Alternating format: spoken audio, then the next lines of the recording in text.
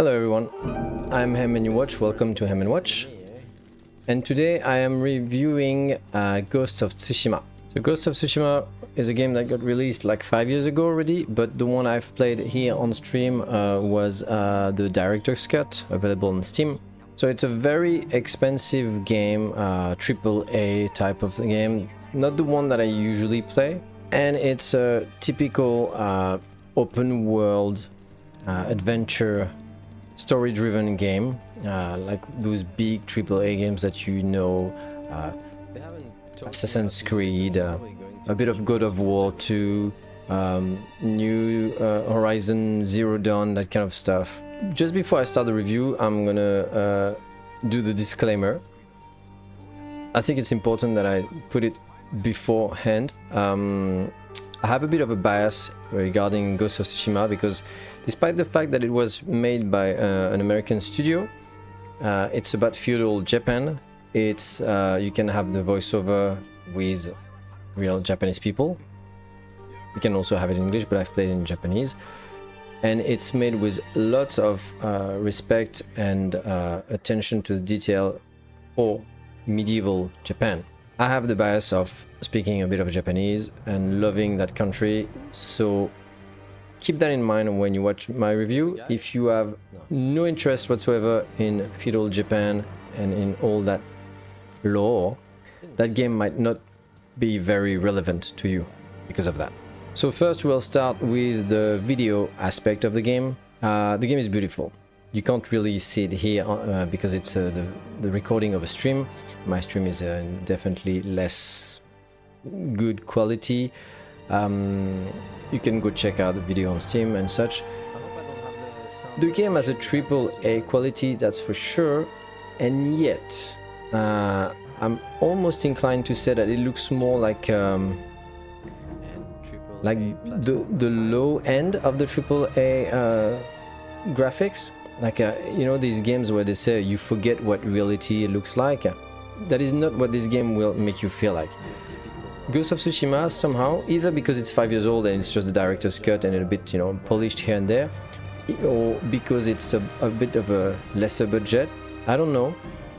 But it's not like all the characters, the NPCs, the models, the textures and all that don't look.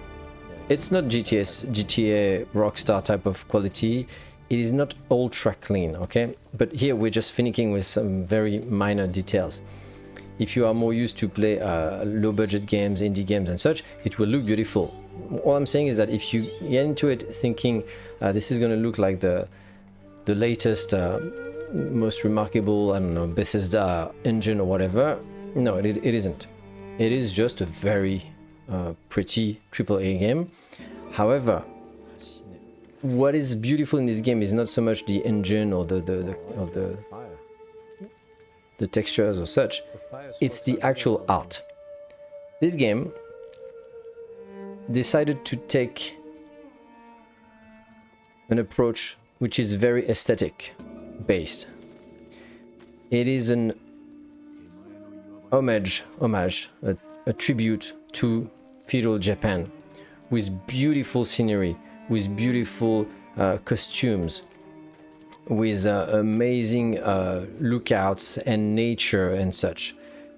If you love feudal Japan, medieval Japan based movies, you know, all these movies from Kurosawa era, from the 60s and such. If you love manga or anime regarding Japan and that era specifically, you will love it.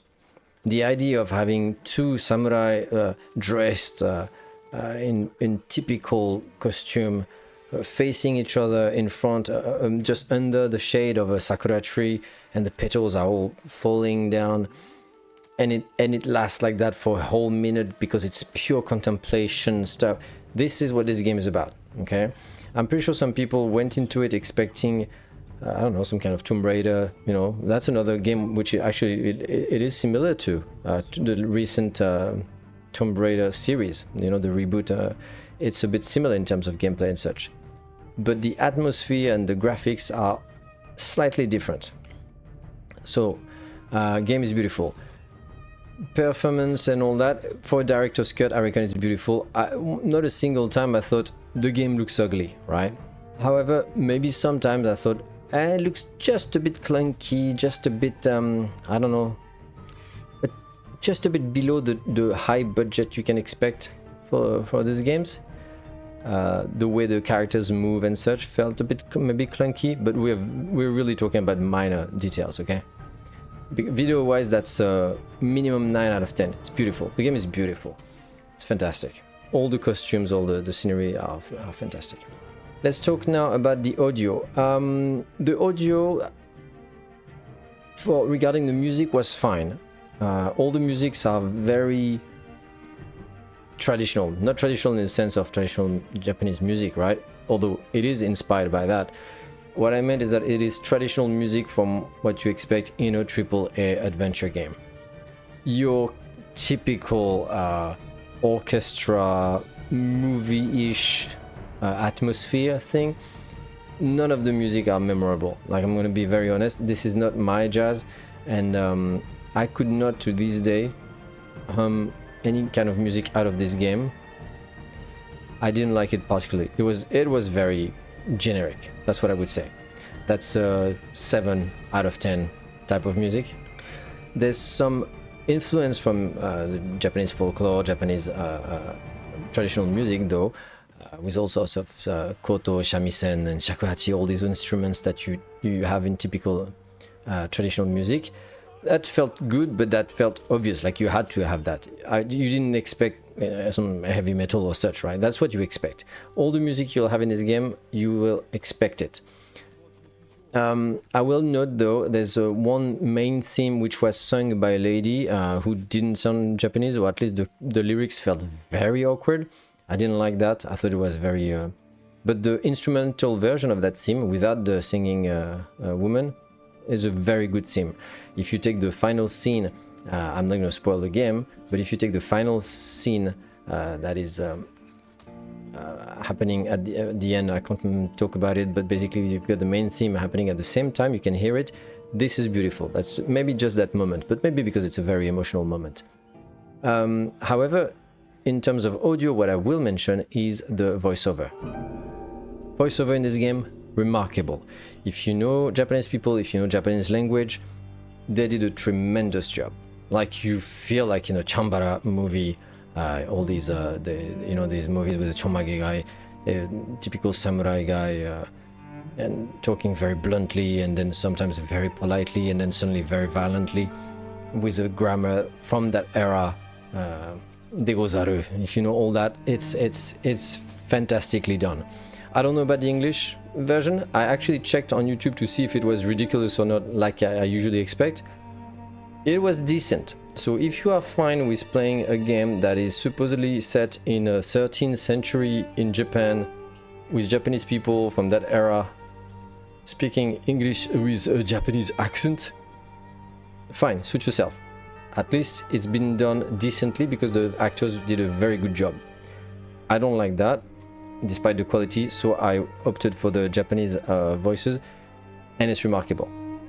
The guy doing Jin Sakai, the woman doing the... everybody was remarkable. So you feel like in a movie from that era, at least reproducing that era. So yeah, audio, generic music, fantastic voiceover. In terms of gameplay, that's probably a very important part, because lots of people will play this game for the gameplay, which is the typical open world, huge map, all sorts of quest and collectible type of AAA game, like you see me doing here. You know, you've got the first time you learn how to liberate a base in the game, a military base in the game. Oh, now you understand? Well, look, you've got the map and you've got 100 bases to do. That's a typical kind of thing.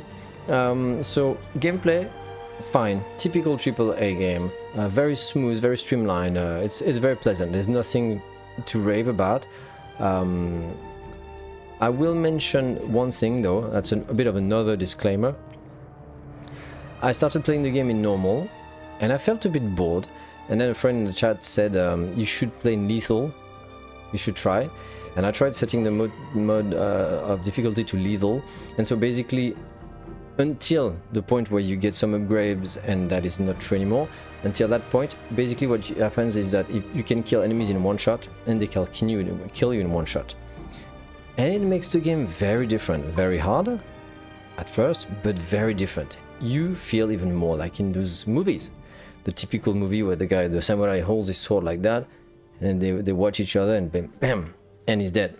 You know, and if you mess up by 1/2 of a second, then you're dead too.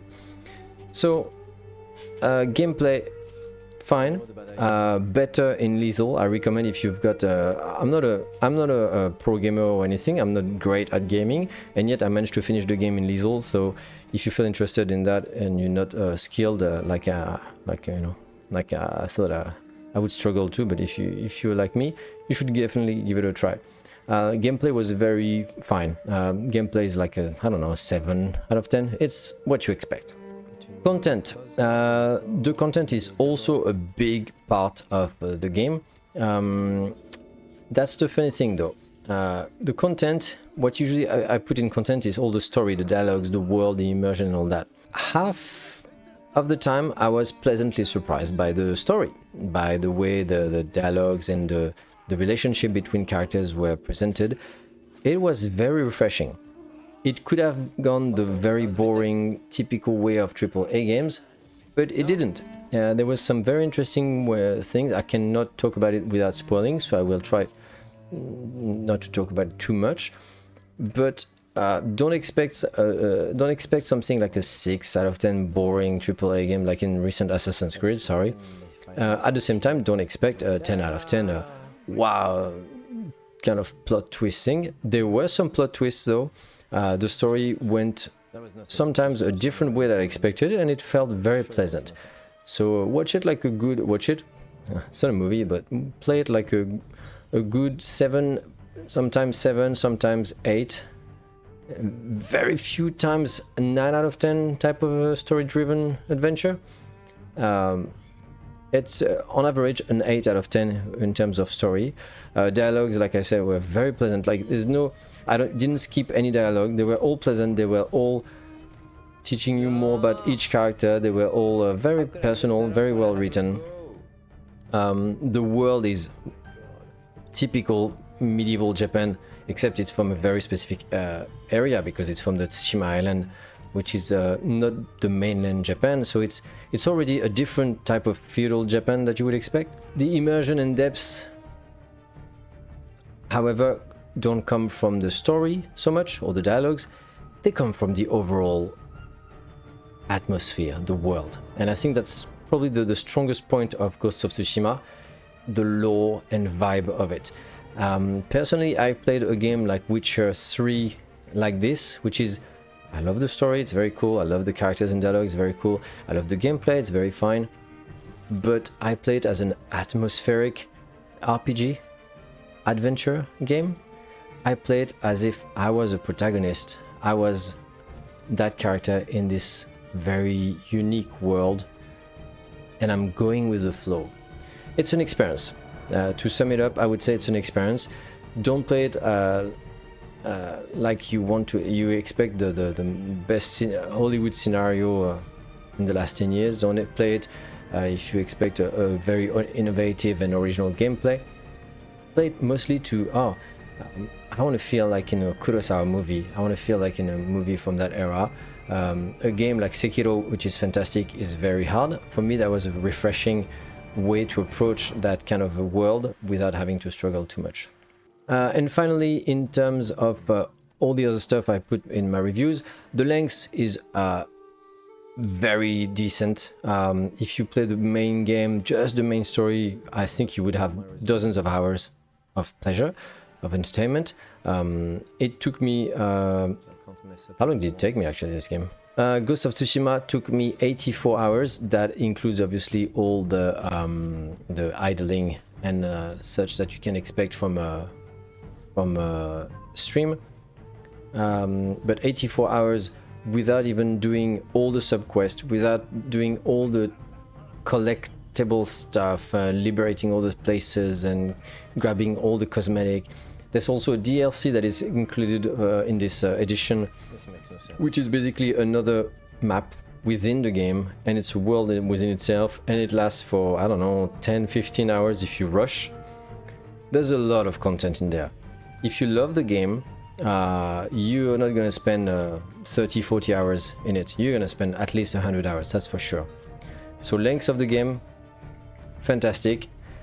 It gets a bit repetitive and tedious after a while because, well, that's a AAA game, typical adventure open world thingy, so that doesn't change much from the usual recipe here.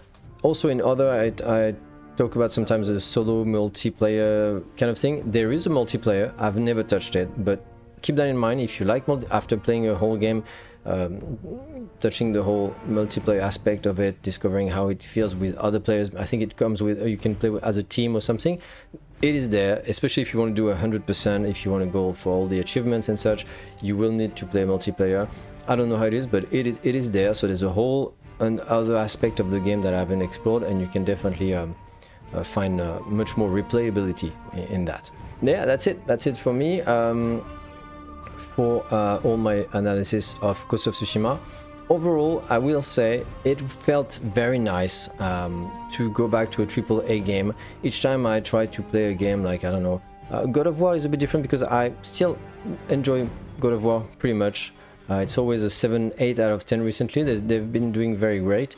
But more like the, I don't know, Assassin's Creed, Tomb Raider and all that, they really lost me. I'm less and less inclined to play those games.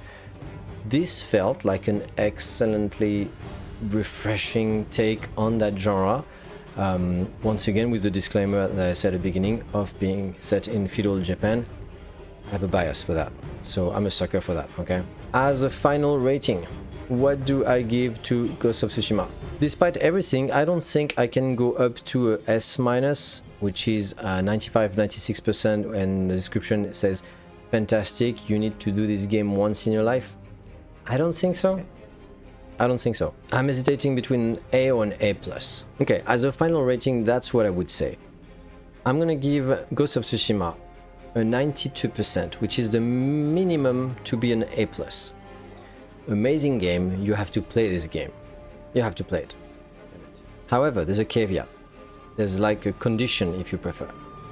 If you hate AAA games, open world adventure game, if you are not interested in feudal Japan, if you are really not into that, if you don't like the idea of a guy cutting his enemies with blood everywhere, it's very violent when you think about it. But once again, if you've never watched a Chambara movie, a samurai type of film from the 60s, 70s and such, from Kurosawa and the like, if you have no interest in that and just looking at it, you're like, yeah, that's not for me, then the A+ immediately goes down, right?